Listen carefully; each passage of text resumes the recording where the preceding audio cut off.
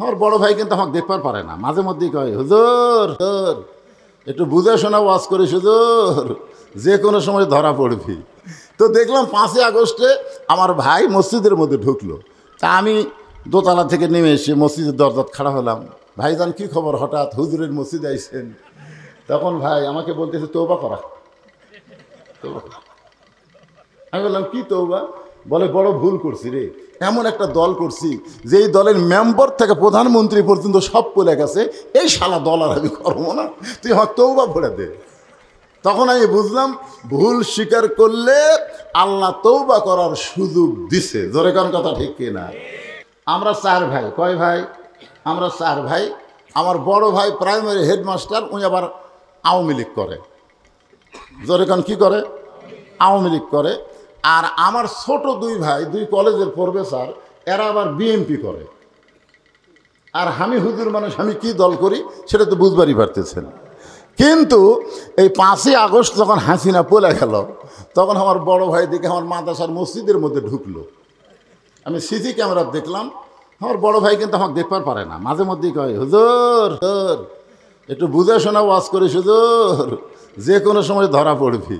তা আমি একদিন বললাম ভাইজান আপনি আমাকে যে ধরার কথা বলতেছেন আমি বুঝতে পারছি, সেটা হলো পুলিশ ধরা, কিন্তু আপনিও কিন্তু ধরা পড়বেন। তখন আমি আওয়ামী লীগ করি রে, আমাকে ধরবি কে? আমি বললাম আপনি আজরাইল ধরবি ভাই। তখন আজরাইল ধরার কথা মনে নাই। তো দেখলাম 5ই আগস্টে আমার ভাই মসজিদের মধ্যে ঢুকলো। তা আমি দোতলা থেকে নেমে এসে মসজিদের দরজাত খাড়া হলাম। ভাইজান কি খবর, হঠাৎ হুজুরের মসজিদে আইছেন? তখন ভাই আমাকে বলতেছে তওবা করা। আমি বললাম কি তওবা? বলে বড় ভুল করছি রে, এমন একটা দল করছি যেই দলের মেম্বার থেকে প্রধানমন্ত্রী পর্যন্ত সব পড়ে গেছে, এই শালা দল আর আমি করবো না, তুই আমার তওবা পড়ে দে। তখন আমি বুঝলাম ভুল স্বীকার করলে আল্লাহ তওবা করার সুযোগ দিছে। জোরে কোন কথা ঠিক কিনা? আল্লাহ কোরআনে বলেছেন মা সাবাকা মিন হাসানাতিন ফামিনাল্লাহ, বান্দা বান্দির দ্বারা যখন কোনো ভালো কাজ হয়, এ কাজ বান্দা বান্দি করে না, বরং আল্লাহ করায়। এখন বলেন এই মুহূর্তে এই জান্নাতের বাগানে বসাটা ভালো কাজ না খারাপ কাজ? তাহলে এই ভালো কাজ আপনারা করেননি, বরং আল্লাহ আপনাকে করাইছে। তার মানে বিশ্বাস করতে হবে আমরা যতই পাপী হই, এই মুহূর্তে আল্লাহ তাআলা আমাদের উপরে রাজি আছে। যদি রাজি না থাকতো তাহলে এই জায়গায় আমাদেরকে কবুল করতেন না। যিনাদেরকে আল্লাহ তাআলা কবুল করে আজকের জান্নাতের বাগানে বসার তৌফিক দিয়েছেন, আমি আমার অন্তরের অন্তঃস্থল থেকে আপনাদের সবাইকে শুভেচ্ছা জ্ঞাপন করছি। সম্মানিত মা বোনেরা, পর্দার অন্তরালে বসে বসে যারা আলোচনা শুনতেছেন, তাদেরকেও শ্রদ্ধা জ্ঞাপন করে এই মুহূর্তে জানতে চাচ্ছি আপনারা সকলে কেমন আছেন? আলহামদুলিল্লাহ রব্বিল আলামিন। যে আল্লাহ শারীরিক সুস্থতা, মানসিক প্রশান্তি লাভ করে আজকের এই জান্নাতের বাগানে কবুল করলেন, আমরা সে আল্লাহর উপরে খুশি না বেজার?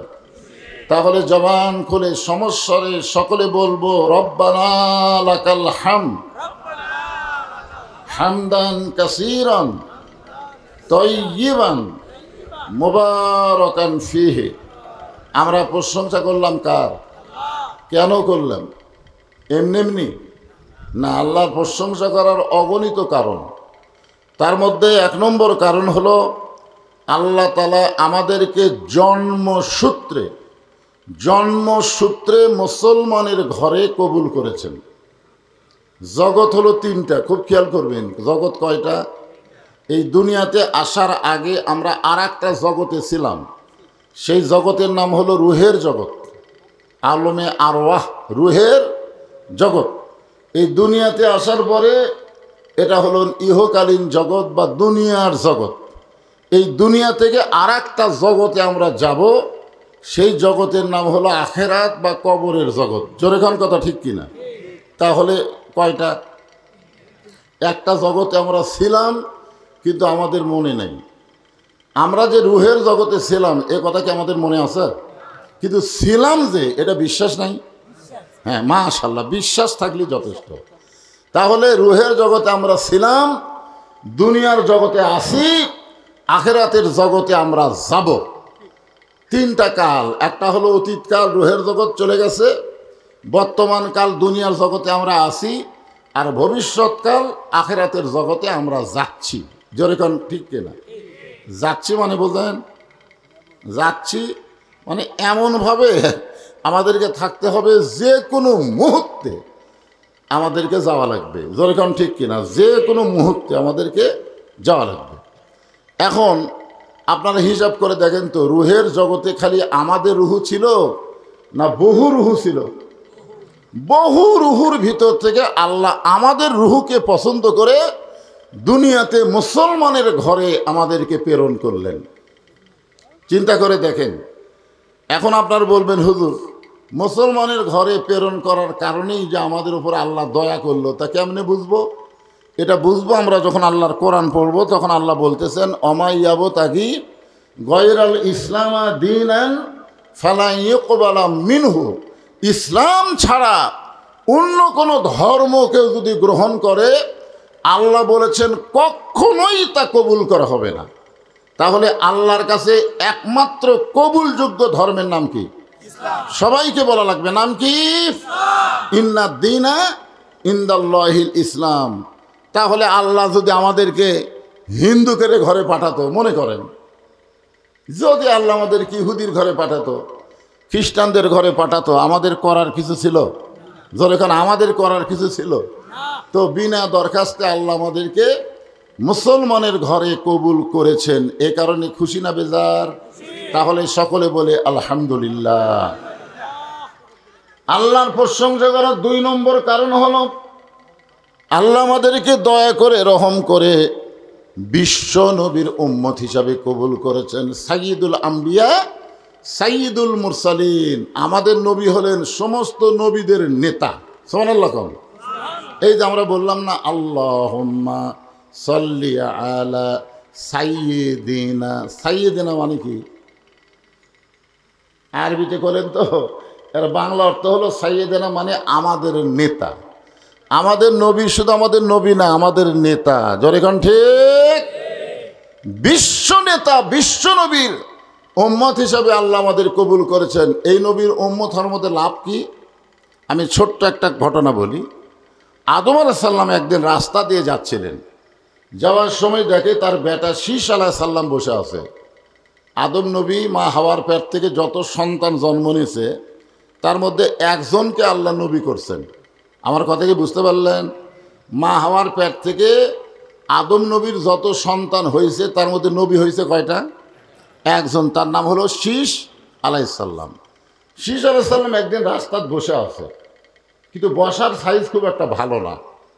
যেরকম আপনারা মাঝে মাঝে ফাঁকা ফাঁকা হয়ে বসছেন, বসার একটা সাইজ নাই।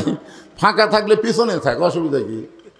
কিন্তু মাঝে মাঝে ফাঁকা থাকলে ফাঁকের মধ্যে শয়তান ঢোকে। শয়তান ঢোকে মিন শাররিল ওয়াসওয়াসিল খান্নাস। শয়তান একসময় আপনার ভিতরে ধোঁকা দিতে পারে। তো শীষ আলাইহিস সালাম বসে আছে, বসার কোনো সাইজ নাই। যেরকম হাসিনা বসে আছিল ক্ষমতায়। যেরকম কথা ঠিক কিনা? আপনার বলেন তো, বসার কোনো সাইজ আছিল?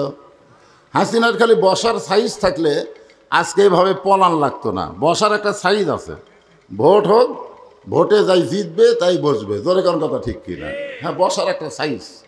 তো এখন শীষ আলাইহিস সালাম বসে আছে, বসার কোনো সাইজ নাই।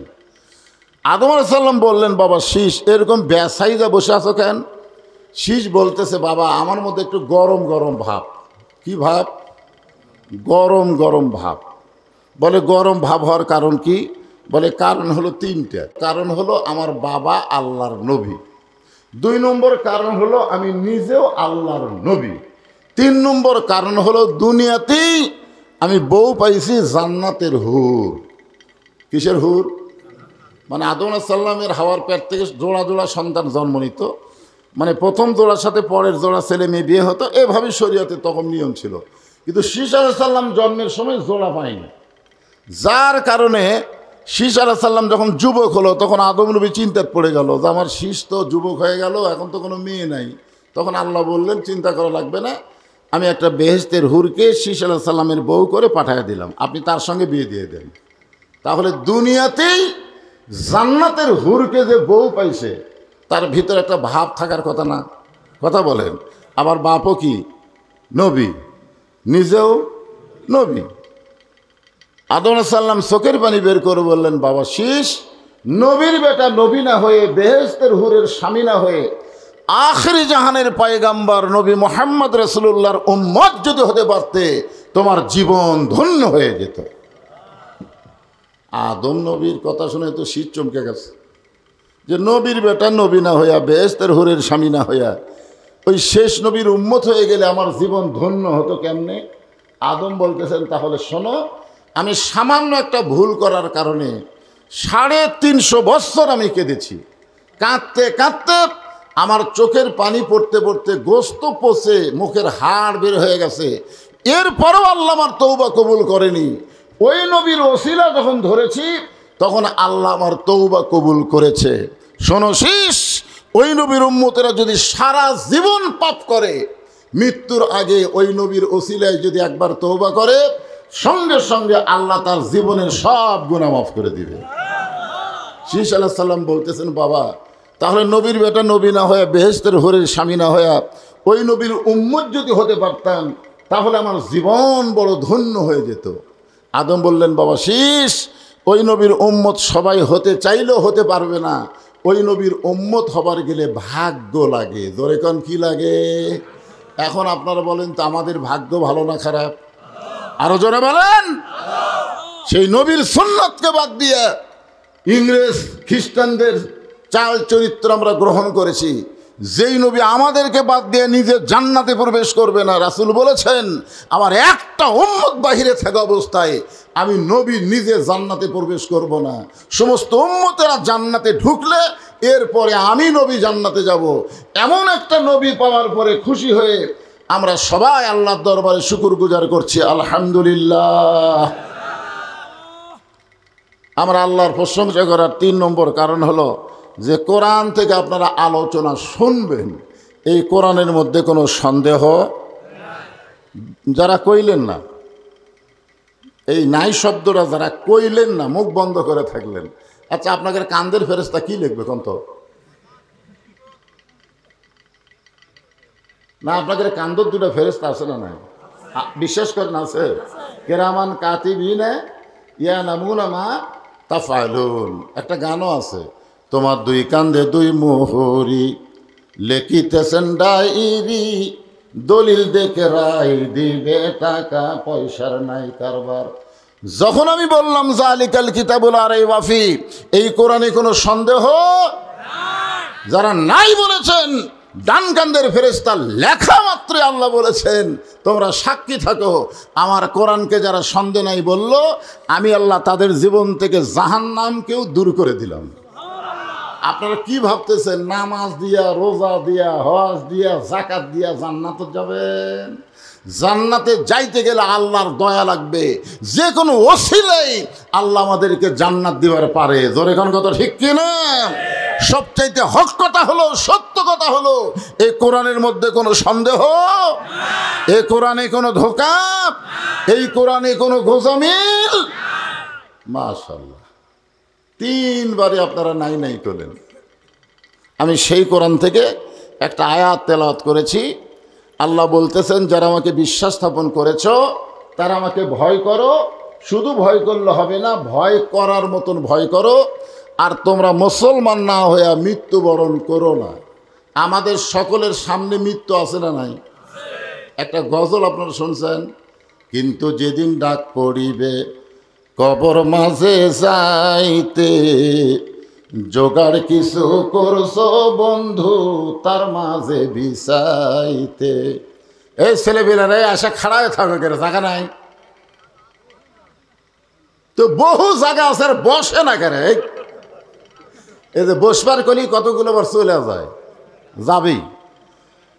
কোরআনের মাহফিলে বসা সবার ভাগ্য হবে না, এখানে বসবার গেলেও ভাগ্য লাগবে। জোরে কোন কথা ঠিক কিনা?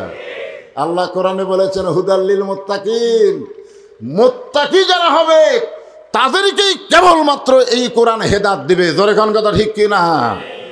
মুত্তাকি ছাড়া এখানে কেউ বসে পারবে? যারা আপনারা বসছেন সবাই আপনারা মুত্তাকি বলেন, সুবহানাল্লাহ। মুত্তাকির 1 নম্বর বৈশিষ্ট্য হলো আল্লাযীনা ইউমিনুনা বিল গায়ব অদৃশ্যের প্রতি তাদের বিশ্বাস স্থাপন আছে। আমরা আল্লাহকে বিশ্বাস করি না, দেখছি কোনোদিন? জাহান্নামের কথা শুনলে মনে কষ্ট হয়, জান্নাতের কথা শুনলে মন আনন্দ পায়, তার মানেই তো আমরা বিশ্বাসী। জোরে কারণ সুবহানাল্লাহ। যত বড়ই পাপী হন, জাহান্নামের কথা শুনলে মনে যদি কষ্ট হয়, জান্নাতের কথা শুনলে মনে যদি আনন্দ পায়, বিশ্বাস করেন আপনার ঈমান আছে। আপনি পাপী হতে পারেন কিন্তু আপনার ঈমান আছে। আপনি যদি পরকালকে বিশ্বাস করেন আপনার ঈমান আছে। আল্লাহকে দেখেন নাই, বিশ্বাস করেন, ঈমান আছে। আর ঈমান এটা হলো মুত্তাকির 1 নম্বর বৈশিষ্ট্য, আল্লাযীনা ইউমিনুনা বিল গায়ব, অদৃশ্যের প্রতি বিশ্বাস স্থাপন করা। বসতে বললাম, কতগুলো ছেলে ঘাড় তেড়ে করে চলে গেল, যা। অসুবিধা আছে? যে কয়েকজন আপনারা বসেছেন একটু মনোযোগ দিয়ে শুনবেন। আল্লাহ বললেন, ইয়া আইয়ুহাল্লাযীনা আমানু, যারা আমাকে বিশ্বাস স্থাপন করেছো, এই বিশ্বাস স্থাপনকারীর জন্যে আল্লাহর 1 নম্বর ওয়াজ হচ্ছে আত্তাকুল্লাহ, ভয় করতে হবে কাকে? এখন আসরের নামাজ পড়ছে, আসর নামাজ পড়ে জমির ধান দেখবার গেছে, বুঝছেন? ধান দেখবার যায়, দেখে ওপর জমির পানি চলমল করতেছে, নিচে ওর জমির পানি নাই। নিচে ওর জমির কি নাই? পানি নাই। ওই এখন চারিদিকে তাকায় দেখতেছে কেউ আছে কিনা। চারিদিকে তাকায় দেখে কেউ নেই। আস্তে করে বসে ওই বিসমিল্লাহ কয়ে জমির আল কাটছে। জমির আল কাটায় ওই পানি দিয়ে হাত ধোছে, ধুয়ে আবার দাঁড়ায় চারিদিকে তাকায় বলতেছে আলহামদুলিল্লাহ, কেউ দেখেনি। এখন আপনারা বলেন তো, এই লোকটার কিন্তু আসরের নামাজ আছে কিন্তু কি নাই? এখন কি নাই? কারণ ইমানদার বিশ্বাস করে কেউ না দেখলেও কে দেখতেছে। আরো জোরে গান। আমরা হাসিনার সময় আমাদের ইমানের খবর কি? আমার এলাকার মৌলানাকে কইছে, হুজুর একটু আমাদের প্রধানমন্ত্রীর নামে দোয়া করবেন। আওয়ামী লীগের একজন নেতা বলেছে দোয়া করবেন। ওই ভয়ের ঠেলায় দোয়া করছে, রব্বানা আতিনা ফিদ দুনিয়া হাসিনা ওয়া ফিল আখিরাতি হাসিনা। আপনারা বলেন হাসিনা না হাসানা? কিন্তু ভয় যে, এই জন্য হাসিনা মেরে দিচ্ছে।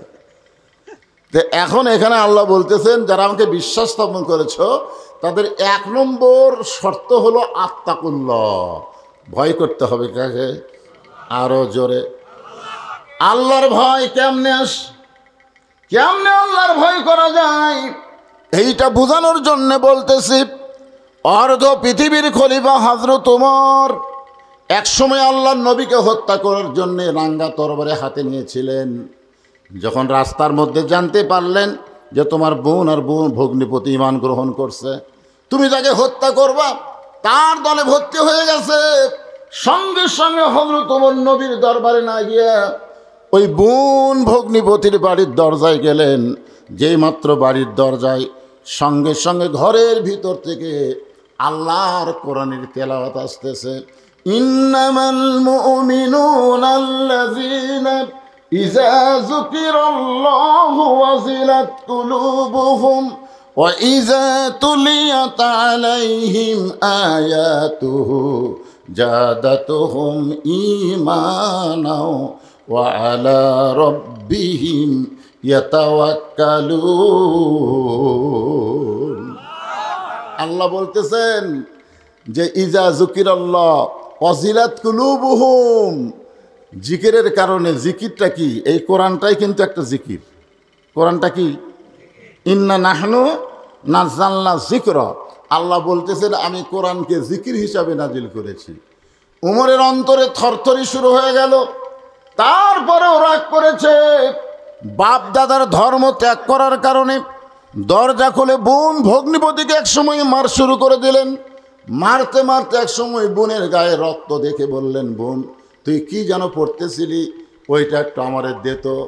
সঙ্গে সঙ্গে বোন সাহস করে বললেন, লা ইয়ামুসসুহু ইল্লাল মুতাহহারুন, আমি যেইটা পড়তেছিলাম ওইটা ধরতে গেলে নিজের শরীরকে পবিত্র করা লাগবে। দেখছেন, পিটন খাওয়ার পরেও সাহস কম না বেশি? কার ভয়? আমি যেটা পড়তেছিলাম ওইটা ধরবার গেলে আপনাকে পবিত্র হওয়া লাগবে। অপবিত্র কোনো লোক আল্লাহর কোরআন স্পর্শ করতে পারবে না। ধরে কোন কথা ঠিক কি না? সঙ্গে সঙ্গে হযরত ওমর নরম হয়ে গেলেন, নবীর দরবারে গেলেন, তরবারি নবীর কদমে জমা দিয়া নবীর হাতে কলেমা পড়ে মুসলমান হয়ে গেলেন। আর মুসলমান হওয়ার সঙ্গে সঙ্গে এই কোরআনকে বুকের মধ্যে ধারণ করলেন। এই কোরআনকে বুকের মধ্যে ধারণ করার কারণে এক সময় আল্লাহ তাআলা হযরত উমরকে অর্ধ পৃথিবীর খলিফা বানায় দিলে।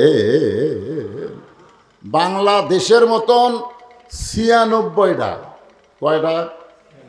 বাংলাদেশের মতন ৯৬টা দেশের খলিফা হচ্ছেন হযরত উমর, যাকে ইসলামের ইতিহাস বলে অর্ধ জাহানের খলিফা। সে অর্ধ জাহানের খলিফা হযরত উমর একদিন মসজিদের মেম্বরে বসে, আত্তাকুল্লাহর উপর কথা হচ্ছে, মসজিদের মেম্বরে বসে নিজের গালে নিজে চড় মারতেছেন, নিজের গালে ডান হাত দিয়ে ডান গালে, বাম হাত দিয়ে বাম গালে চড় মারতেছেন। নিজের গালে যখন নিজে চড় মারতেছেন, এমন সময় ওসমান গনি মসজিদের মধ্যে ঢুকে বলতেছে, আমির আল মুমিনিন, আপনি কি পাগল হয়ে গেলেন? নিজের গালে নিজে চড় মারেন। কারণ ওমর ফারুক বলে, ওসমান, আমার এই মেম্বরে বসে অতীতের কথা বারবার মনে হয়ে যাচ্ছে, অতীতের কথা। তো ওসমান গনি বলে, আপনার আবার অতীত কি? বলে, আমার অতীত হলো আমি খালার বাড়িতে রাখালি করতাম। আমি খালার বাড়িতে কি করতাম? রাখালি করতাম। আমার কাজ হচ্ছে ছাগল চড়ানো। আমি ছাগল চড়ায় বিকেলবেলা যখন বাড়িতে আসতাম, আমার খালা ছাগলের পাল গুনা দেখে ২-৪টা কম পড়ে গেছে। তখন আমার কান ধরে বলতো, ওমর, কয়টা ছাগল নিয়ে গেলে আর কয়টা ফেরত আনলে? আমি ছাগল গুনা দিকে ৩-৪টা কম। আমি আবার দৌড় দিতাম। এক দৌড়ে গিয়ে পাহাড়ি এলাকা থেকে ছাগলগুলো খুঁজা খুঁজা এনে খালারে যখন জমা দিতাম, খালা আমার মাথার চুল এভাবে মুড়তে ধরে বলতো, ওমর, যেই ভুল আজকে করেছো, এই ভুল যদি আগামীকাল করো, তোমার রাখালির চাকরি ক্যান্সেল করে দেব। আমি সঙ্গে সঙ্গে খালার পা ধরে বলতাম, খালা, আমার রাখালির চাকরি যদি আপনি ক্যান্সেল করে দেন, তাহলে আমি থাকবো কোথায়, খাবো কি? আমি কোথায় থাকবো খালা? আমাকে কে খাবার দেবে? একদিন যে ওমর রাখালের চাকরি রক্ষা করার জন্য খালার পা ধরে কেঁদেছে, আজকে সেই ওমরকে আল্লাহ অর্ধ পৃথিবীর খলিফা বানাইছে। এটা ওমরের যোগ্যতায় নয়, এটা কেবলমাত্র আল্লাহর কোরআনের ওসিলায়। এখন আপনারা বলেন, আল্লাহর কোরআনের পাওয়ার আছে না নাই? অন্তর থেকে বলা লাগবে, আছে না নাই? কিন্তু আমাদের বাংলাদেশে, আমাদের বাংলাদেশে আছে? আমাদের বাংলাদেশে যারা কোরআন পড়ে, কোরআনের ওয়াজ করে, কোরআনের আন্দোলন করে, তাদের উপরে জনগণ খেপা যায়। জোরে কোন কথা ঠিক কিনা? চিন্তা করছেন? আল্লাহ বলতেছেন, আত্তাকুল্লাহ হাক্কা তুকাতিহি ওয়ালা তামুতুন্না ইল্লা ওয়া আনতুম মুসলিমুন। একজন কোরআনওয়ালাকে আল্লাহ কতটুকু খোদা ভীতি বান্দা বানায়, এটা নিজের চোখে দেখার জন্য হযরত ওমর ছদ্মবেশে মদিনার অলি গলি ঘুরতেছে। ছদ্মবেশ নিয়ে অর্ধ পৃথিবীর খলিফা ছদ্মবেশে মদিনার অলি গলি ঘুরতে গিয়ে দেখতে পাই, দুই পাহাড়ের মাঝখানে একটা বিস্তীর্ণ মরুভূমি। দুইটা পাহাড়, পাহাড়ের মাঝখানে একটা বিস্তীর্ণ মরুভূমি। ওই মরুভূমির মধ্যে একজন রাখাল উট আর দুম্বা চড়ায়। উমর ফারুক আত্তাকুল্লাহ আল্লাহর ভয়কে পরীক্ষা করার জন্য রাখালকে সালাম দিলেন, আসসালামু আলাইকুম রাখাল ভাই, আমার পেটে ক্ষুধা লাগছে, আমি উটের এক পেয়ালা দুধ চাই। রাখাল মুসকি মুসকি হাসে।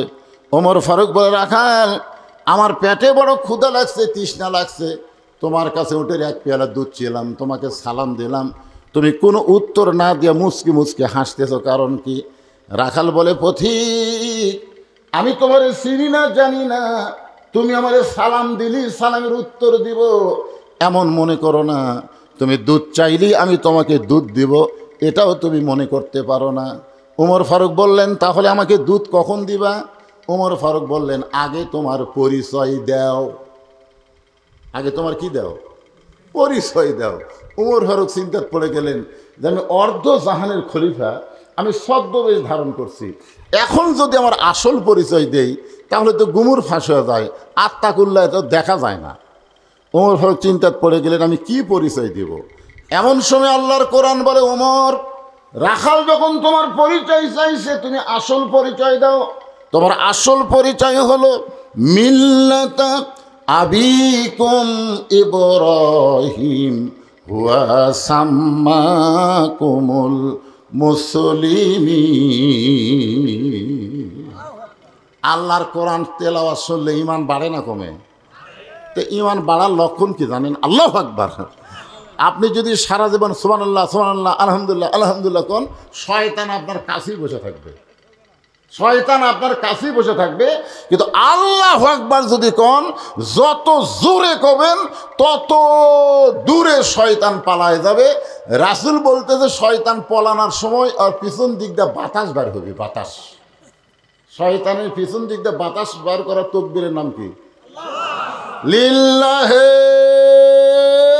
তাকবীর। জনগণ যান বুঝবার পারে যে ছেলেরা মাহফিল করছে, বক্তা খালি একলা একলা ওয়াজ করতেছে না, বক্তার সামনে অনেক আল্লাহর বান্দা আছে, এটা বুঝান লাগবে না? কি তাকবীর দিলে এই সাউন্ড খালি এখানে থাকে না, মাইকের মাধ্যমে অনেক দূর চলে যায়? অনেক দূর। তাকবীরের এমনি পাওয়ার আছে, তাকবীরের পাওয়ার কিন্তু এমনি আছে। এই জন্য কোরআনে আয়াত শুনলে জোরে না পারলেও আস্তে হলে আল্লাহু আকবার বলবেন, তাহলে হক আদায় হবে। আমার কথা কি বুঝতে পারলেন? ওমর ফারুক, আল্লাহর কোরআন বলতেছে ওমর, রাখাল যখন তোমার পরিচয় চাইছে, আসল পরিচয় দাও। তোমার আসল পরিচয় হলো মিল্লাত আবিকুম ইব্রাহিম হুয়া সাম্মাকুমুল মুসলিমিন। তোমার জাতির পিতা ইব্রাহিম তোমার নাম রেখেছে মুসলমান। আমরা যারা এখানে বসে আছি, আমি যদি বলি আমাদের পরিচয় কি, আপনারা কি বলবেন? তালুকদার, জমিদার, মণ্ডল, কি বলবেন? এরা কোরআনের মিল করে বলেন। আমি যেই বলবো আমাদের পরিচয় কি, সকলেই বলবেন মুসলমান। আমাদের পরিচয় কি? আমাদের জাতির পিতার নাম কি? যাই বলবি না, যাই বলবি না, ওই যা বিপদত পড়ি ভাই, অক বাঁচান খুবই কঠিন রে। একটা জবান খুলে বলবেন আমাদের জাতির পিতার নাম কি? আমাদের পরিচয় কি? মিল্লাতা আবিকুম। মিল্লাত মানে জাতি, আবিকুম মানে তোমাদের বাপ ইব্রাহিম। এটা কি আমার কথা? এর কোরআনে ডাইরেক্ট আল্লাহ বলে দিচ্ছেন। ওমর ফারুক বললেন, রাখাল আমার পরিচয় যখন জানতে চাও, আমার পরিচয় হলো আমি একজন মুসলমান। রাখাল মুসকে মুসকে হাসে আর বলে, আসল না নকল? এখনই তো বিপদ। আমরা যে মুসলমান মুসলমান বললাম, এখন যদি বলি আমরা আসল মুসলমান না নকল? আসল মুসলমান তারা যারা এশার নামাজ পড়ে এই মাহফিলে বসে ওয়াজ শুনতেছে। আর ভেজাল মুসলমান হলো তারা যারা এখনো মাগরিব এশা পড়েনি। বিশেষ করে যেই ছেলেরা আজকের এই মাহফিল করতেছে তাদের মধ্যেও হয়তো দুই একজন মাগরিব এশা পড়েনি। আগামীকাল কবে বলছিস কেন আমরা ওয়াজ করছি রে, চিনিস? আল্লাহকে বলবিস কেন, সাইদি কেন ওয়াজ করিস? নামাজ যদি না পড়িস এক পয়সা ওয়াজের দাম নাই। জোরে কোন কথা ঠিক কি না? সারা জীবনের ওয়াজ যদি এক পাল্লায় দেওয়া হয়, আর শুধু ফজরের নামাজ যদি এক পাল্লায় দেওয়া হয়, সারা জীবনের ওয়াজের চাইতে ফজরের নামাজের ওজন আল্লাহর কাছে বেশি হবে। জোরে কোন কথা ঠিক কি না? এখন কারা কারা মাগরিব এসা পড়েননি হাত তুলবার কমো না, হাত তুলবার বলবো না, কিন্তু তারা নিয়ত করবেন যে ফজর থেকে একটা নামাজও আমরা ছাড়ব না। এই নিয়তটা যদি খালি করতে পারেন, সঙ্গে সঙ্গে আল্লাহ বলবে সারা জীবন যত নামাজ না পড়ার পাপ হয়েছে, এই ফজর থেকে নামাজ ধরার নিয়ত করার সাথে সাথেই আমি আল্লাহ তোমাদের পাপকে মাফ করে দিলাম। কি কারণ আল্লাহ পারে কি পারে না? আল্লাহ বলেছেন লা তাকনাতু মির রাহমাতিল্লাহ ইন্নাল্লাহা ইয়াগফিরুয যুনুবা জামিয়া ইন্নাহু হুয়াল গাফুরুর রহিম। তোমরা যত বড়ই পাপী হও না কেন, যত বেশি পাপ করো না কেন, আমার দয়ার চাইতে, আমার রহমতের চাইতে তোমাদের পাপ কোনোদিন বেশি হওয়ার পারে না। দরকার কথা ঠিক কি না? এজন্য একটা গজল আছে, রহমান রহিম নামে যত গুনাহ ঝরে, বান্দার কি সাধ্য আছে তত গুনাহ করে। রাখাল বলতে যে প্রতীক, তুমি যে মুসলমান বললে, তুমি কি আসল না নকল? উমর ফারুক বলে রাখাল, মুসলমান তো মুসলমানই, এর মধ্যে আসল নকল কি? রাখাল বলতেছে আসল মুসলমান যারা হবে, খুব খেয়াল করে শুনবেন, আসল মুসলমান যারা হবে তারা চাওয়ার ব্যাপারে, কিসের ব্যাপারে? চাওয়ার ব্যাপারে তারা সতর্ক থাকবে।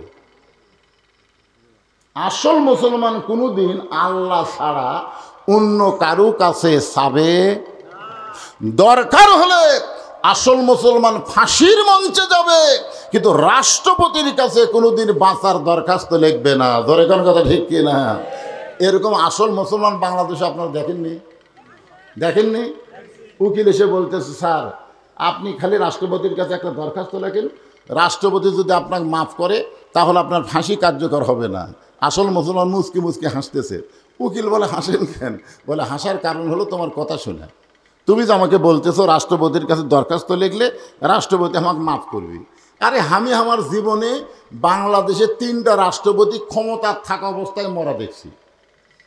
ক্ষমতার থাকতেই মরিছে বঙ্গবন্ধু শেখ মুজিবুর রহমান, জিয়াউর রহমান আর জিল্লুর রহমান।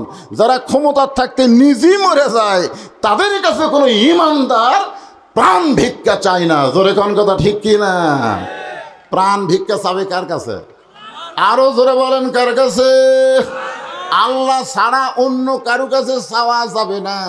প্রতি রাকাতে সূরা ফাতিহার মধ্যে আমরা স্বীকার করতেছি, ইয়া কানা আবুদু ও ইয়া কানাস্তাইন। আমরা ইবাদত করি কার? তাহলে সাহায্য চাবো কার কাছে? রাখাল বলে, পথিক তুমি যদি আসল মুসলমান হও তাহলে তুমি দুধ চাইছো কার কাছে?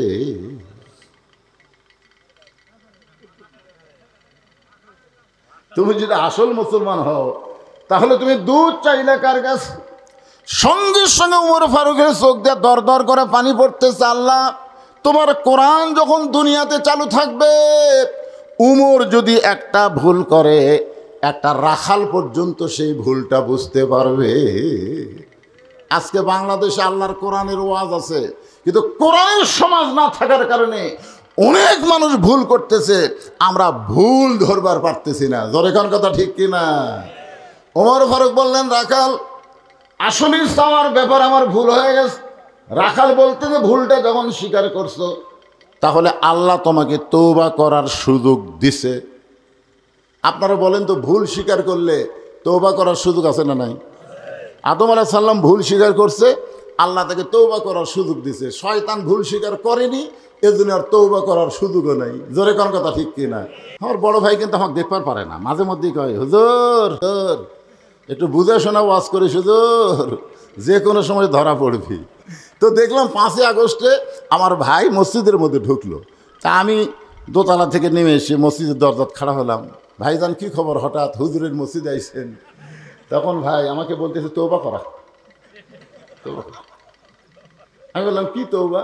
বলে, বড় ভুল করছি রে, এমন একটা দল করছি যেই দলের মেম্বার থেকে প্রধানমন্ত্রী পর্যন্ত সব পলে গেছে, এই শালা দল আর আমি করবো না, তুই আমার তওবা পড়ে দে। তখন আমি বুঝলাম ভুল স্বীকার করলে আল্লাহ তওবা করার সুযোগ দিছে। জোরে কোন কথা ঠিক কিনা? আমরা 4 ভাই। কয় ভাই? আমরা 4 ভাই। আমার বড় ভাই প্রাইমারি হেডমাস্টার, উনি আবার আওয়ামী লীগ করে। জোরে কোন কি করে? আওয়ামী লীগ করে। আর আমার ছোট 2 ভাই 2 কলেজের প্রফেসর, এরা আবার বিএনপি করে। আর আমি হুজুর মানুষ, আমি কি দল করি সেটা তো বুঝবারই পারতেছেন। কিন্তু এই 5ই আগস্ট যখন হাসিনা পলে গেল, তখন আমার বড় ভাই দিকে আমার মাদ্রাসার মসজিদের মধ্যে ঢুকলো। আমি সিসি ক্যামেরা দেখলাম। আমার বড় ভাই কিন্তু আমাকে দেখবার পারে না, মাঝে মধ্যেই কয়, হুজুর একটু বুঝে শোনা ওয়াজ করিস হুজুর, যে কোনো সময় ধরা পড়বি। তা আমি একদিন বললাম, ভাইজান আপনি আমাকে যে ধরার কথা বলতেছেন আমি বুঝতে পারছি, সেটা হলো পুলিশ ধরা, কিন্তু আপনিও কিন্তু ধরা পড়বেন। তখন আমি আওয়ামী লীগ করে রে, আমাকে ধরবি কে? আমি বললাম, আপনি আজরাইল ধরবি ভাই। তখন আজরাইল ধরার কথা মনে নাই। তো দেখলাম 5ই আগস্টে আমার ভাই মসজিদের মধ্যে ঢুকলো। তা আমি দোতলা থেকে নেমে এসে মসজিদের দরজাত খাড়া হলাম। ভাইজান কি খবর, হঠাৎ হুজুরের মসজিদে আইছেন? তখন ভাই আমাকে বলতেছে, তওবা করা। আমি বললাম, কি তওবা? বলে বড় ভুল করছি রে, এমন একটা দল করছি যেই দলের মেম্বার থেকে প্রধানমন্ত্রী পর্যন্ত সব পড়ে গেছে, এই শালা দল আর আমি করবো না, তুই আমার তৌবা পড়ে দে। তখন আমি বুঝলাম ভুল স্বীকার করলে আল্লাহ তৌবা করার সুযোগ দিছে। জোরে কোন কথা ঠিক কিনা? ওমর ফারুক বললেন, রাখাল আসলে আমার ভুল হয়ে গেছে, চাওয়ার ব্যাপারে আমি ভুল স্বীকার করলাম। রাখাল বলতেছে, ভুলটা যখন স্বীকার করছো তাহলে আল্লাহ তৌবা করার সুযোগ দিয়েছে। ওমর ফারুক বলে, ঠিক আছে আমি তৌবা করি। রাখাল বলে, তুমি মূর্খ মানুষ, তুমি তৌবা কেমনি করবা? ওমর ফারুক বলে, আমি মূর্খ এই কথা তোমাকে কে বলো? রাখাল বলতেছে, চাওয়ার ব্যাপারে যে সতর্ক হয় না সে যত বড়ই শিক্ষিত হোক সে এক নম্বর মূর্খ। যত বড়ই শিক্ষিত আপনি হন, আপনি যদি কোনো সময় বলেন আমার দয়াল বাবার দরবারেতে কেউ ফিরে না খালি হাতে, আপনারা বলেন তো শিক্ষিত আর মূর্খ? ওই যদি বলতো আমার দয়ার আল্লাহর দরবারেতে কেউ ফিরে না খালি হাতে, আল্লাহ আল্লাহ আল্লাহ, তাহলে বুঝবেন ওই শিক্ষিত। শিক্ষিত লোক কোনোদিন বাবার দরবারে হাত পাতাবে না, আল্লাহর দরবারে হাত পাতাবে। জোরে কোন কথা ঠিক? কথা কন না কেন ভাই রে? কথা কন না কেন? ওমর ফারুক চোখের পানি নিয়ে বললেন, রাখাল ভাই তাহলে আমাকে তওবা পড়াও। এবার রাখাল হযরত ওমরকে তওবা পড়াচ্ছেন যারা মাগরিব এশার নামাজ পড়েননি। মনে করেন ফজর আগে যদি আপনাদের মৃত্যু হয়ে যায়, এই তওবা করলে মরলেও আপনারা জান্নাতে যাবেন। আর যারা এশার নামাজ পড়েছেন মনে করেন না আমি কি হনু রে, যেভাবে এশার নামাজ পড়া দরকার সেভাবে আমরা পড়বার পারিনি। জোরে কোন কথা ঠিক কিনা? এজন্য নামাজি বেনামাজি সবাই মিলে আমরা একটা তওবা করি। মন কষ্ট নেবেন? তাহলে আমার সঙ্গে সকলে পড়েন, আস্তাগফিরুল্লাহ রব্বি মিন কুল্লি জামবিন ওয়া তুবু ইলাইহি লা হাওলা ওয়ালা কুওয়াতা ইল্লা বিল্লাহিল আলিয়্যিল আযীম। ওমর ফারুক তওবা করার পরে বলতেছে, ও রাখাল ভাই আল্লাহর হস্তে উঠের এক পেয়ালা দুধ দাও। রাখাল মুচকি মুচকি হাসে। ওমর ফারুক বলে, আমি তো বললাম আল্লাহর হস্তে, তারপরে তুমি হাসো কেন? রাখাল বলতেছে, পথিক তওবা করার পরে তুমি আবার মুনাফিকি করলে।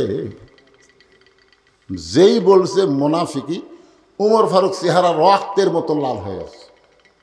আপনার বলেন তো কাফের ভালো না মুনাফিক ভালো? ভালো কোনটাই নয়, দুটাই খারাপ, কিন্তু এর মধ্যে মুনাফিক আবার বেশি খারাপ।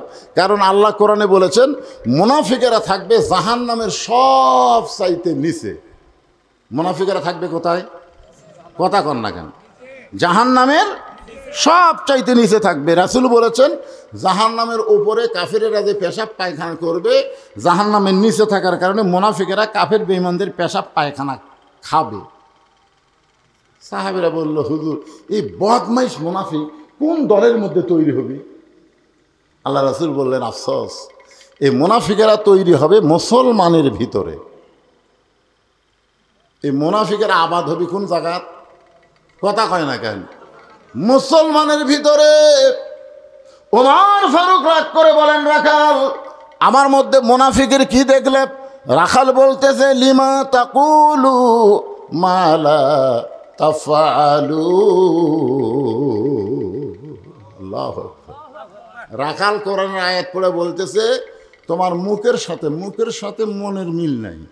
আমরা অনেক বক্তা ওয়াজ করি, কিন্তু আমরা নিজে আমল করি না। হাসরের ময়দানে হামা করুক আল্লাহ মুনাফিকের কাতারে দাঁড় করে দিবি। জোরে কোন কথা কর না কেন?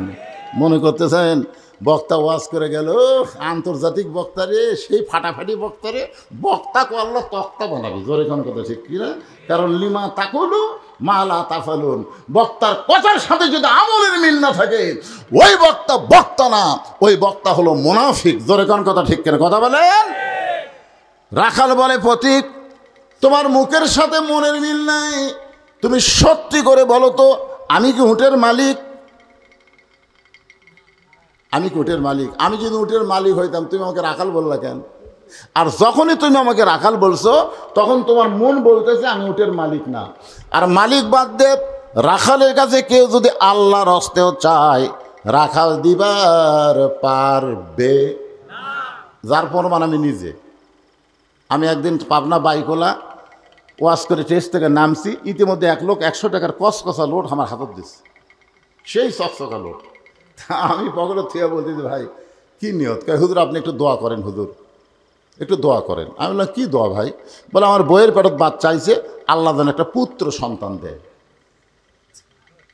তখন আমি চোখ বন্ধ করলাম, বন্ধ করে পকেট থেকে 200 টাকা বাইরে করে দিলাম। হুজুর আমি তো টাকা চাইনি, দোয়া চাইছি। আমি বললাম পাগলা তুই তো জানিস না আমি নিজেই 3 মেয়ের বাপ, আমাকে আল্লাহ একটা পুত্র দেয়নি রে, এ পর্যন্ত 3টা মেয়ের বাপ হচ্ছি। তা আমার দোয়া দিয়ে যদি পুত্র সন্তান হয় তাহলে আমার বইয়ের পেটেতে আগে হতো। তখন আমাকে বলতে যে হুজুর আমি তো আর জানি না আপনি 3 মেয়ের বাপ, তাহলে আপনি টাকা আপনি নেন, আমারটা আমার দেন। ওরে যেই টাকা দিছি ওই মারতেছে দৌড়। আমি খপ করে হাত ধরে বললাম কোথায় যাবি? বলে যেই হুজুরের বেটা চলাও আছে তার কাছে আমি দোয়া নেব। আমি বললাম কোনো হুজুরের কাছে না, কোনো বাবার কাছে না, কোনো মাজারে না, পাবার যদি চাও কেবলমাত্র একমাত্র মালিকের কাছে চাও। জোরে কোন কথা ঠিক কি না? রাখাল বলে পথিক সত্যি যদি আল্লাহর হস্তে উটের 1 পেয়ালা দুধ চাও তাহলে এখান থেকে 10 মাইল দূরে হলো মালিকের বাড়ি। ওই মালিকের বাড়ির দরজাত গিয়ে বলো মালিক তোমার রাখাল উট আর দুম্বা চড়াই, তুমি মালিক যদি হুকুম দাও তাহলে রাখাল আল্লাহর হস্তে উটের 1 পেয়ালা দুধ দিবে। ওমর ফারুক বলে রাখাল ভাই এত কষ্ট করে 10 মাইল রাস্তা যাবার কোনো দরকার নাই, বরং তোমাকে 2টা টাকা দিলাম, এই 2টা টাকার বিনিময়ে তুমি উটের 1 পেয়ালা দুধ দাও। রাখাল মুসকে মুসকে হাসের বলে পথিক তুমি কি হজরত ওমরকে চেনো? রাখাল বলতেছে তুমি কি হজরত উমরকে চেনো? যদি হজরত উমরকে চিনতা এরকম ব্যবসায়ীরা প্রস্তাব দিতে না। তুমি জানো উমরের গুপ্ত বাহিনী যদি দূর থেকে দেখ পারবাই তুমি আমাকে 2 টাকা ঘুষ দিছে, আর আমি মালিক ছাড়া তোমাকে উটের 1 পেয়ালা দুধ দিলাম, তাহলে তোমাকেও ধরবে আমাকেও ধরবে। এই বুড়া বয়সে কি তুমি ধরা খাবার চাও? ওমর ফারুক বলে রাখাল ভাই তাহলে চলো পাহাড়ের গুহার মধ্যে যাই, ওই পাহাড়ের গুহার মধ্যে গিয়ে তোমাকে গোপনে 2 টাকা দিব, আর তুমি গোপনে উটের 1 পেয়ালা দুধ দিবে। ওমরের গুপ্ত বাহিনীও ধরতে পারবে না, তোমার মালিকও জানতে পারবে না। রাখাল চিল্লায় বলে তুমি ভণ্ড, তুমি ভণ্ড, তুমি ভণ্ড। ওমর ফারুক বলে রাখাল আমার মধ্যে ভণ্ডামির কি দেখলা? রাখাল বলে পথিক যেখানে ওমরের গুপ্ত বাহিনী দেখতে পায় না, যেখানে রাখালের মালিক দেখতে পায় না, সেখানে রাখালের আল্লাহ দেখতে পায়। আত্তাকুল্লাহ হাক্কা তুকাতিহি, কেউ যখন দেখে না দেখে কে? এই একটা বিশ্বাস যদি মুমিনের কলিজায় থাকে সে মুত্তাকি বান্দা হবার পারবে। যেই বলতেছে কেউ যখন না দেখে তখন রাখালের আল্লাহ দেখতে পায়। ওমর ফারুক মারছে দৌড়, এক দৌড়ে পাহাড়ের পাদদেশে গিয়ে 2 রাকাত নামাজ পড়ে আল্লাহর কাছে বলতেছে আল্লাহ তোমার কোরআন এত সুন্দর, তোমার কোরআন এত সুন্দর, তোমার কোরআন যখন দুনিয়াতে চালু থাকবে তখন প্রত্যেকটা মুসলমান বিশ্বাস করবে কেউ না দেখলেও আল্লাহ দেখতেছে। জোরে কোন কথা ঠিক কি না? কেউ না দেখলেও কে দেখতেছে? ওমর ফারুক আল্লাহর কাছে আনন্দ নিয়ে কাঁদতেছে, আল্লাহ আমি রাখালের মধ্যে এতক্ষণ যা দেখলাম, এতক্ষণ রাখালের সঙ্গে যা আমার হলো, রাখাল আসলে আত্তাকুল্লাহ হাক্কা তুকাতিহি প্রকৃত কোরআনওয়ালা একজন মানুষ। আল্লাহ আমি রাখালকে দেখিনি, আল্লাহ এতক্ষণ রাখালের মধ্যে তোমার কোরআন শরীফ দেখতে পাইছি। এই কথা বলে কে কাঁদতেছে? ওমর। পিছনে রাখাল এসে বলতেছে যতই কান্দো, তুমি যতই কান্দো উটের দুধ দেওয়া যাবে না। ওমর ফারুক বলে রাখাল ভাই উটের দুধের কোনো দরকার আমার নাই, আমি শুধু তোমাকে জানতে চাই তুমি না দেখা আল্লাহকে কলিজার মধ্যে জায়গা দিয়ে আত্তাকুল্লাহ ডিগ্রি অর্জন করে আল্লাহর কোরআন অনুযায়ী চলতেছো, এর বিনিময়ে তোমার চাহিদা কি? আপনারা বলেন আল্লামা সাইদি হুজুর 50 বছর কোরআনের তাফসির করছে, কথা কন না করেনি? 13 বছর অপরাধে জেলখানাত না বিনা অপরাধে? যারা বলবেন না তাদের মনে হয় সন্দেহ আছে। কেরে সাইদি হুজুর যত কথা কইছে প্রত্যেকটা কথা 100 হয়নি, হ্যাঁ? তারপরে আপনাকে সন্দেহ হচ্ছে? বিনা দোষে তাকে 13 বছর জেলখানায় বন্দি করে রাখছে। জেলখানার ভিতরে তার চেহারা যখন টসটসে হয়ে গেল, তখন তাকে আবার হাসপাতালের চিকিৎসার নাম করে হাসপাতালে গিয়ে তাকে হত্যা করা হলো। জোরে কোন কথা ঠিক কথা বলেন? আপনারা বলেন তো সাইদি হুজুরের চাহিদা কি? ওমর ফারুক বললেন, রাখাল এই না দেখে আল্লাহকে কলিজার মধ্যে জায়গা দিয়ে আল্লাহর কোরআন অনুযায়ী চলতেছো, এর বিনিময়ে তোমার চাহিদা কি? কারণ তোমার তো ভালো কোনো বাড়ি নাই, ভালো কোনো চাকরি নাই, ভালো কোনো খাবার নাই, এই রোদে পড়ে পড়ে তুমি উটদুম্বা চড়াও, এর বিনিময়ে তুমি আল্লাহর কোরআন মানতেছো, এর বিনিময় হিসাবে তোমার চাহিদা কি? রাখাল ছোট্ট বাচ্চার মতন কান্দার বলে, পথিক আমার চাহিদার কথা যখন শুনতে চাও তাহলে শোনো। আমার চাহিদা হলো, আমার সঙ্গে সকলে পড়েন, রব্বানা পড়েন, রব্বানা আতিনা ফিদ দুনিয়া হাসানাতাও ওয়া ফিল আখিরাতি হাসানা ওয়া কিনা আযাবান্নার। ওমর ফারুক বলে, পাগলা, আমি তোমার কাছে তোমার চাহিদার কথা শুনতে চাইলাম, আর তুমি আল্লাহর কোরআনের আয়াত শোনায় দিলে। রাখাল বলে, তুমি আসলেই মূর্খ। আরে পাগল, এই আয়াত দিয়ে আমি কি বুঝালাম তুমি জানো? ওমর ফারুক চমকে উঠছে, শব্দ বেশ বুঝতে পারছে এটা ওমর। তাই তুমি জানো এই আয়াত দিয়ে আমি দুটা চাহিদা, আতিনা ফিদ দুনিয়া হাসানা, দুনিয়ার সৌন্দর্য হলো মহামানব হজরত উমরকে আমি এক নজর দেখতে চাই। যে উমর আল্লাহর কোরআন দিয়ে রাষ্ট্র চালানোর কারণে আমার মতন রাখাল আত্মাকুল্লা ডিগ্রি অর্জন করতে পেরেছে, সেই উমরকে যদি খালি একটা নজর দেখতে পাইতাম, এই দুনিয়ার চাহিদা আল্লাহ আমার পূরণ করত।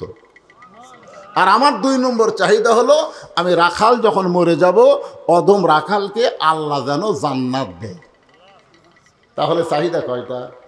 অফিল আখেরাতে হাসানা মানে কি? আখেরাতের সৌন্দর্য হলো আল্লাহ যেন রাখালকে জান্নাত দেয়। ওমর ফারুক দৌড়ে গিয়ে রাখালের হাতটা এরকম আমার দিকে তাকান, খস করে ধরেই 3 বার চুমা খাস। রাখালকে পাগলা নাকি, আমার ঘামা হাতে চুমা খেলে? ওমর ফারুক বলে, রাখাল ভাই, আল্লাহ তোমার 2 নম্বর চাহিদা পুরা করছে, মরার সঙ্গে সঙ্গেই আল্লাহ তোমাকে জান্নাত দিয়ে দিবে। আচ্ছা আপনারা বলেন তো, রাখাল যে কোরআন অনুযায়ী চলতেছে, মরার পরে খুঁটি যাবে? আয়াতটাকে শোনেন, আপনাদের বিশ্বাস হচ্ছে না। আল্লাহ কোরআনে বলেন, ইন্নাল্লাযীনা ক্বালু রাব্বুনাল্লাহু সুম্মা ইসতাকামু তাতানাজ্জালু আলাইহিমুল মালায়েকা আল্লা তাখাফু ওয়া লা তাহজানু ওয়া আবশিরু বিল জান্নাতিল্লাতী কুনতুম তুআদুন।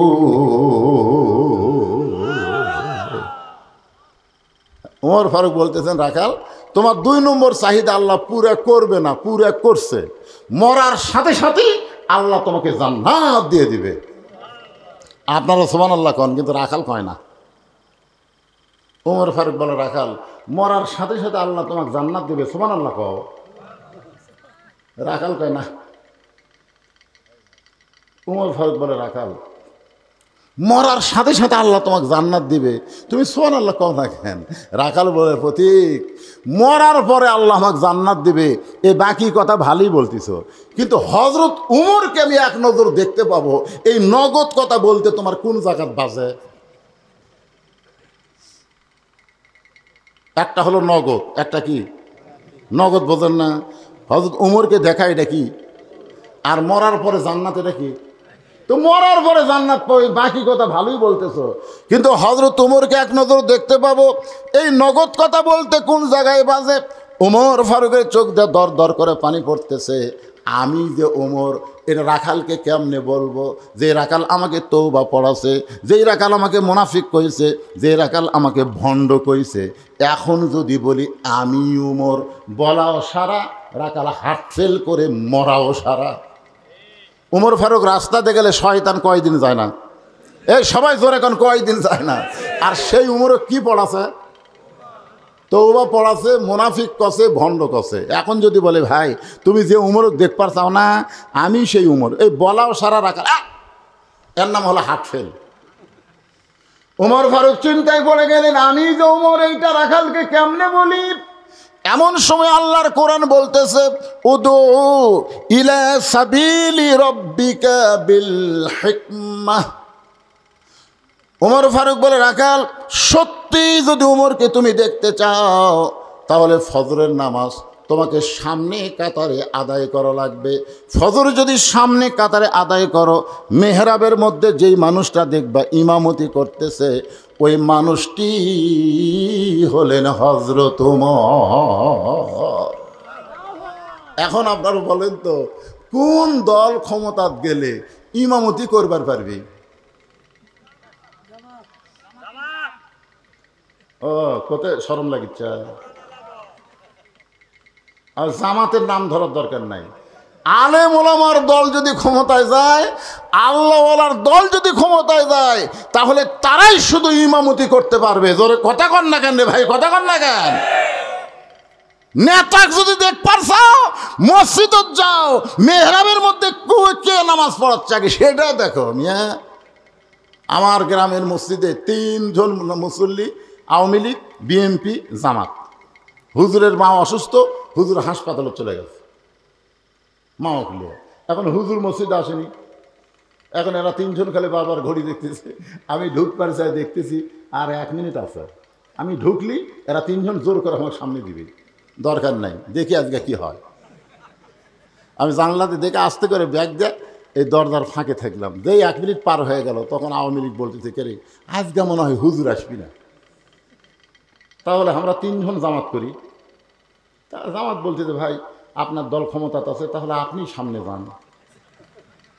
আওয়ামী লীগ দিবে উল্টা বলতেছে, পাগলা আমি মাঝে মধ্যে ঢুকি রে, কিন্তু ওই জায়গাতে আমি জীবনেও যাইনি। তো বলছে বিএনপি, ভাই তাহলে আপনি যান। বলে পাগলা হয়েছে, সে আকামত দিচ্ছি, যা তুই যা। আমি আওয়ামী লীগ, এই আমি জামাত করি। এই কিসের জামাত রে? মসজিদের মধ্যে আওয়ামী লীগ, বিএনপি, জামাত 3 জন ভাই ভাই আমার এক কাতারে নামাজ পড়তে চাই। জোরে কোন সুবহানাল্লাহ। তার মানে মসজিদ কার ঘর? আরো জোরে বলেন। আল্লাহর ঘরের মধ্যে যেমন দলাদলি চলে না, সমস্ত মুসলমান কাতারবদ্ধ হয়ে নামাজ পড়ে।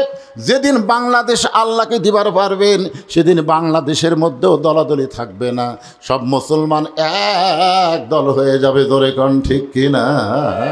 ওয়া আলিহি আল্লাহুম্মা আমিন। জান্নাতের বাগান থেকে জান্নাতি মানুষদেরকে নিয়ে আমি গুনাহগার তোমার রহমতের দরজায় দোখানা হাত তুলেছি। আল্লাহ, হাসরের ময়দানে জাব্বার আর কাহার নামে রূপ নিয়া তুমি যখন বিচার শুরু করবে, তোমার সামনে দাঁড়ায়া সমস্ত নবীরা নাফসি নাফসি বলে কাঁদতে থাকবে। এমন কঠিন অবস্থা হাসরে হবে, সেদিন সমস্ত নবী তার উম্মতকে ভুলে যাবে, শুধু বলবে আল্লাহ আমার কি হবে, আমার কি হবে। একমাত্র দরদি নবী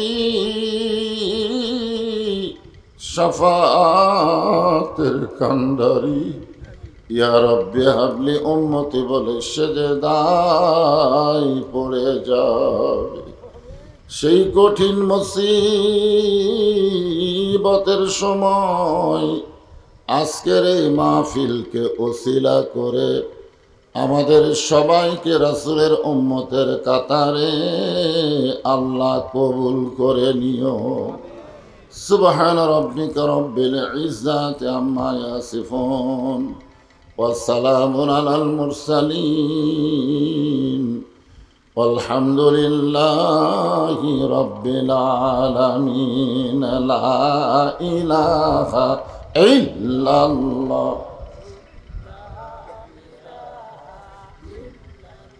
এখানে এত খাড়াই থাকলেন কেন? বসেন বসেন বসেন, বসার জায়গা আছে তো বসেন। সবাই বসেন, আল্লাহর জিকির করেন। লা ইলাহা ইল্লাল্লাহ, লা ইলাহা ইল্লাল্লাহু ইল্লাল্লাহ, ইল্লাল্লাহু ইল্লাল্লাহ, লা ইলাহা ইল্লাল্লাহ, লা ইলাহা। যখন নামাজ, রোজা, হজ, যাকাত কিছুই ছিল না, তখন মুসলমানের জন্য আল্লাহর পক্ষ থেকে একটাই মাত্র ইবাদত, তার নাম হলো জিকির। আপনি কিন্তু মন চাইলেই নামাজ পড়তে পারবেন না, মন চাইলেই রোজা করতে পারবেন না, মন চাইলেই হজ করতে পারবেন না, মন চাইলেই যখন তখন যাকাত দিবার পারবেন না, কিন্তু মন চাওয়া মাত্রই আল্লাহর জিকির করতে পারবেন। এই জন্য আল্লাহ বলেছেন, ইয়া আইয়ুহাল্লাযীনা আমানু উযকুরুল্লাহ যিকরান কাসীরা। কাসীরা শব্দের অর্থ হলো সব সময় আল্লাহর জিকির করার কথা আল্লাহ কোরআনে বলেছেন। আর সবচাইতে উত্তম জিকির কি? আফজালুজ জিকির লা ইলাহা ইল্লাল্লাহ। সকলেই জবান খোলে, লা ইলাহা ইল্লাল্লাহ, লা ইলাহা। যার দিলে আছে আমার আল্লাহর ভয়, যার মনে আছে আল্লাহর ভয়, যার দিলে আছে আল্লাহর ভয়, আল্লাহ আল্লাহ সব সময়। আহার নিদ্রা ভালো লাগে না এই দুনিয়া, ভালো লাগে না, ভালো লাগে শুধু আল্লাহ।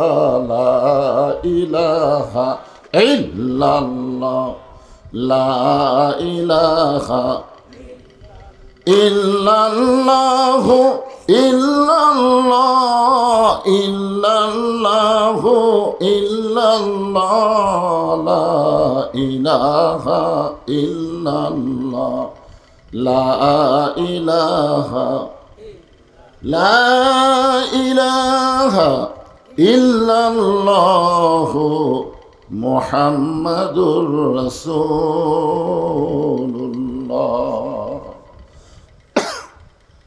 যখনই মোহাম্মদ রাসূলুল্লাহ উচ্চারণ করব, আমি করি বা কেউ করুক, আমি শুনব, সঙ্গে সঙ্গে জবান খুলে বলতে হবে সাল্লাল্লাহু আলাইহি ওয়াসাল্লাম। এখানে একদল ফেরেশতা আছে যাদেরকে বলা হয় মালায়েকাতুস সায়রা। আপনার মুখের দরুদ শেষ হওয়ার সঙ্গে সঙ্গে ওই ফেরেশতাগুলো আপনার মুখের দরুদ নিয়ে নবীর রওজা মোবারকে হাজির হয়ে যায় এবং আপনার নামে যারা দরুদ পড়লেন তাদের নামে নামে দরুদগুলো নবীর রওজায় পৌঁছায় দেয়। এই হাদিস দ্বারা বোঝা গেছে আমাদের নবী মরে নাই, আমাদের নবী রওজা মোবারকে জিন্দা আছে। জোরেখান কথা ঠিক কিনা? এজন্য অনেকে গজল গায় না, ইসলামের আলো জ্বালায়া দিয়া নবী ঘুমায়া আসেন সোনার মদিনায়। আজ পর্যন্ত কি কোনোদিন শুনছেন কেউ গজলে বলেছে ইসলামের আলো জ্বালায়া দিয়া নবী ময়রা আছেন? এ কথা কি কইছে? তার মানে বোঝা গেল শুয়ে আছেন অথবা ঘুমায় আছেন। আমরা যখনই দরুদ পড়ব সঙ্গে সঙ্গে এই দরুদগুলো রাসূলের রওজা মোবারকে আপনার নামে হাজির করে দেওয়া হবে। আমি ছোটবেলা একটা গান শুনছিলাম, আছেন আমার মুক্তার, আছেন আমার ব্যারিস্টার, শেষ বিচারের হাইকোর্টেতে তিনি আমায় করবেন পার, আমি পাপী তিনি জামিনদার। তখন এই গানটা অর্থ বুঝতে পারিনি, কিন্তু এখন এসে বুঝলাম এই তিনি হচ্ছেন আমাদের নবী।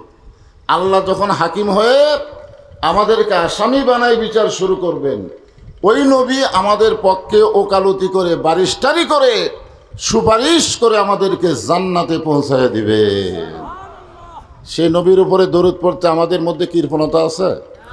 যখনই নবীর নাম শুনবো সঙ্গে সঙ্গে বলবো সাল্লাল্লাহু আলাইহি ওয়াসাল্লাম।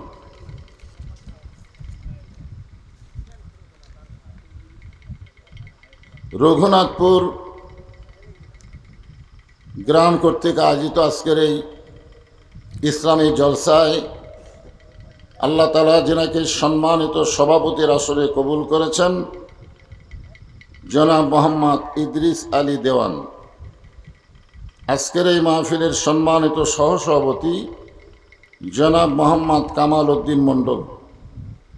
সম্মানিত সভাপতিদ্বয়কে অন্তরের অন্তঃস্থল থেকে আমি শুভেচ্ছা জ্ঞাপন করছি এবং তাদের সুস্বাস্থ্যের জন্য দোয়া করছি। আল্লাহ পাক যেন তাদেরকে হায়াতে তাইয়্যিবা দান করে, সকলে বলে আমিন। আজকের এই মাহফিলের সম্মানিত প্রধান অতিথি জনাব মোহাম্মদ খাদিমুল মাসুদ আঞ্জুমান, উনি আসেনি তাই না? মাশাআল্লাহ, আইছেন, আলহামদুলিল্লাহ। আজকের এই মাহফিলের সম্মানিত প্রধান অতিথিকে অন্তরের অন্তঃস্থল থেকে আমি শুভেচ্ছা জ্ঞাপন করছি এবং তার জন্য দোয়া করছি। আল্লাহ পাক তাকে সুন্দরভাবে হায়াতে তাইয়্যিবা সাফায়ে কুল্লিয়া দান করুক, সকলে বলে আমিন। আজকের এই মাহফিলের সম্মানিত অতিথিবৃন্দ, সম্মানিত সুধীজন, সম্মানিত ওলামায়ে কেরাম, সকলকেই অন্তরের অন্তঃস্থল থেকে আমি শুভেচ্ছা জ্ঞাপন করছি। এই মুহূর্তে আমার সামনে যারা বসে আছেন, যেনাদেরকে আল্লাহ তাআলা দয়া করে, রহম করে, মেহেরবানি করে আজকের এই জান্নাতের বাগানে কবুল করেছেন। যখন আমি বললাম যে কবুল করেছেন, তখন কিছু একটা বলা দরকার ছিল। কি বলবেন কোন? আপনারা কি মনে করতেছেন যে আপনার নিজের ইচ্ছা এখানে আইছেন? না,